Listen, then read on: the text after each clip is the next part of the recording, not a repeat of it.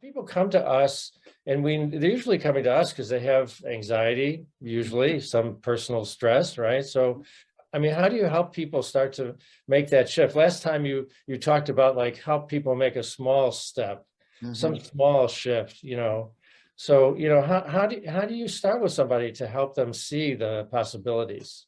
Yeah, the first thing I like to do is actually tell them they've already started. Uh-huh. Because once they've made a choice, right? Once they chose, they say they saw something was not right, something's not going well for me. They felt it, they saw it, and they took an action to contact us. So I Mhm. tell them they've already started this process. Like you Yeah, started already. Yay, you took the first step. right. So now the first thing I think really, Larry, is to start to help them calm down, to Wow. help them actually start to make their way towards peace. And sometimes that peace will be short lived. It'll be like, so, we teach people reverse breathing. Yeah. That's one of the things that we teach people. Spirit gate breathing too. Yeah. Yeah, right. It's Yeah, spirit yeah. gate breathing, right? So, we teach that to them. And so one of the first things I know is that because they feel so scattered, if they can't center at least a little bit, Yeah. it's hard for them to keep making those steps because it's real easy to sort of slide back and say it's hopeless. So you have to catch them enough to say, wait, when you start to feel this hopelessness, here's a way to start to bring yourself back to center.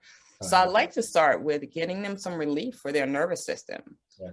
getting the body a little bit quieter so that they can hear more deeply and start to access more resources. Yeah, that's great. Can I jump in here and just say that, you know, the reverse breathing, or what we're more commonly referring to it as spirit gate breathing, Yeah. it's a great example because it looks like a physical practice. I mean, people are attending to their breathing, which, you know, it's not the normal kind of relaxing breathing that people might know from their yoga training or from a relaxation exercise.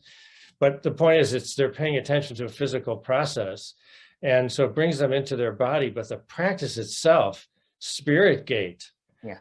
it's about a connection to something much deeper. And, you know, we know that it's about a connection to your genetic inheritance and the genetic wisdom, and also the universal love of the, unconditional love of the universe. But this simple practice, it does exactly what you said. Like for people who are really upset, Yeah. it helps them get centered, which is kind of what they care about at first.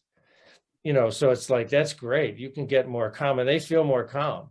And Yeah. then all kinds of benefits happen, right? Because now they can think more clearly and they Yeah. can realize they have some potential to do something, they feel more capable to do something.